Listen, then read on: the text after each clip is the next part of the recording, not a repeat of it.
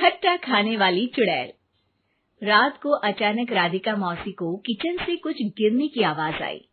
उन्होंने बाहर निकल के देखा तो किचन में उन्हें कोई सफेद साड़ी में दिखा। वो चीख पड़ी, हे भगवान, आलतू जलाल तू आई भला को टाल तू, आलतू जलाल तू आई भला को टाल तू। राधिका मौसी को चीखते सुनकर श्रवण बाहर आता है भागते हुए। अरे माँ, क्या हुआ? क्या देख लिया? दादी माँ आ गई क्या सपने में? अरे बेटा, रसोड़े में देख तो कौन है? श्रवण रसोड़े में झांक कर देखता है और उसे कोई नहीं दिखता अंदर। अब रसोड़े में तो कोई नहीं है माँ। कोई सफेद साड़ी में नहीं है क्या? नहीं माँ, कोई भी नहीं है। चिल्लम चिल्ली की आवाज सुनकर काजल भी वहां आ जाती है। अब क्या हो गया माँ जी? अरे बेटा, रसोड़े में एक चुड़ैल थी सफेद साड़ी में। अरे क्या कर रही थी वो अंदर?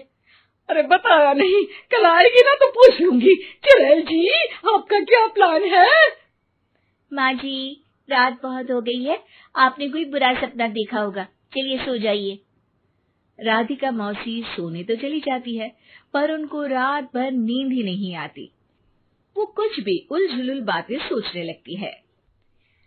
कहीं चुड़ैल की वजह से तो घर में टेंशन नहीं हो रहा, कहीं उसी की वजह से तो वो दादी नहीं बन पा रही। सुबह जब राधिका मौसी रसोड़े में छानबीन करती है तो पाती है कि नींबू का अचार गायब है। चुड़ैल नींबू का अचार ले गई, मुझे तो ठीक नहीं लग रहा कुछ। चुड़ैल को भी पता है कि जिंदगी का असली मजा तो खट्टे में ही है। राधिका मौसी झट से श्रवण को फोन कर देती है। बेटा, मुझे समस्या समझ में आ गई है, हमें एक तांत्रिक की जरूरत है।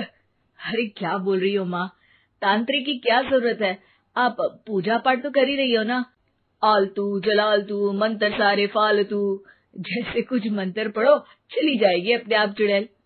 अरे नहीं बेटा, कभी चुड़ैल को कम नहीं समझते।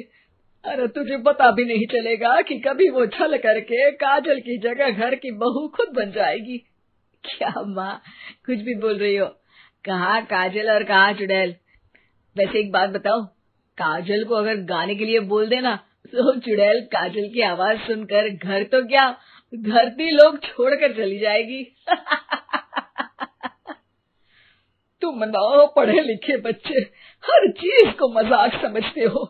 तुम रहने दो, मैं खुद ही तांत्रिक को बुला लेती हूँ।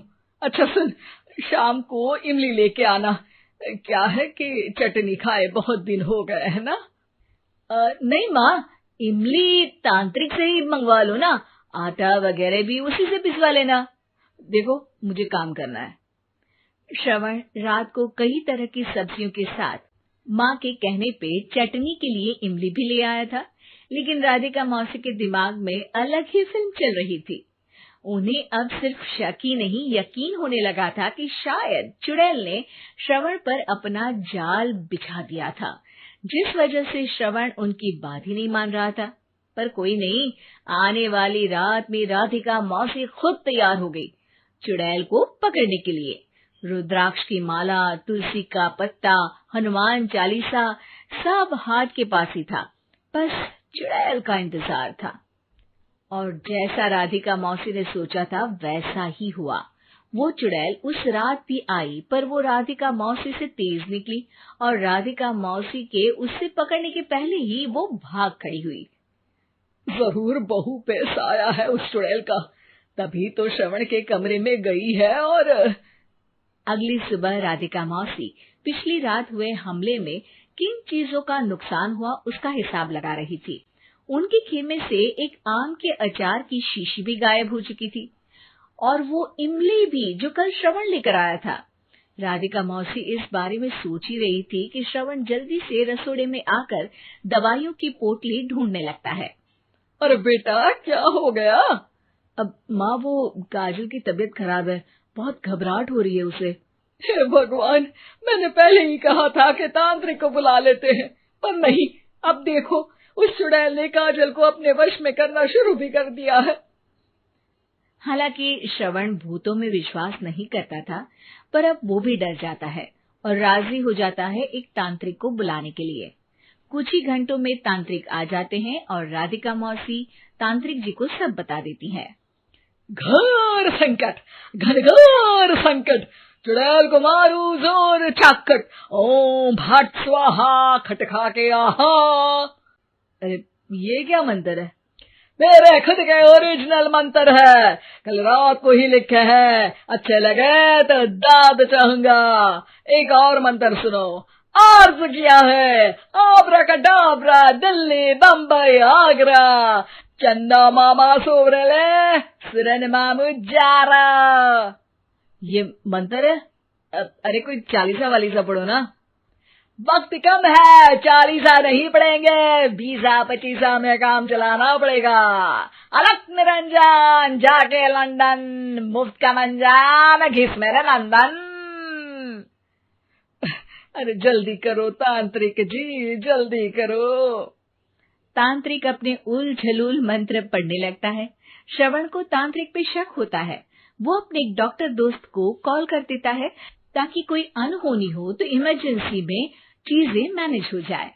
तांत्रिक धुनी रमाता है, जिसकी वजह से कमरे में काफी धुआं हो जाता है और जिसकी वजह से बहू की घबराहट बढ़ जाती है। अब भागेगी चुड़ैल। हाँ। बहू खांसते हुए धुएं से बचने के लिए बाहर चली जाती है। अरे भाग रही है, भाग रही है। पीछे पीछे श्रवण भी जाता है। बहू एक सोफे पर बैठ जाती है। तभी डॉक्टर दोस्त आ जाते हैं और श्रवण को पानी लाने के लिए कहते हैं। थोड़े चेकअप के बाद डॉक्टर कहते हैं, मेरे हिसाब से जाप का काम पूरा हो गया है। क्या मतलब? अरे कुछ भी नहीं माँ, कोई चुड़ैल नहीं है, खुशखबरी है, अब दादी बनने वाली है। मगर वो सब अचार के डब्बे। श्रवण दोनों अचार के डब्बे अपनी माँ को दिखाता है, जो कि उनके बिस्तर के नीचे छुपे हुए थे। आपने सही बोला था माँ, वो चुड़ैल काजल ही थी जो खट्टा खा रही थी। हमें कल ही पता चला, पर हमने आपको ये तांत्रिक वाला काम करने दिया ताकि आपको भरोसा हो जाए कि भूत वगैरह कुछ होता ही नहीं। अच्छा अच्छा, ये तो बड़ी खुशी की बात है, पर बेटा मुझे एक झाड़ू तो ला दे। क्यों माँ? ये तांत्रिक का भूत उतारती हूँ मैं। अब तांत्रिक राधा मौसी के डर से घर से भाग निकलता है और राधा मौसी उसके पीछे भागती है। अरे संकट ये घनघोर है, तांत्रिक मुआ चोर है।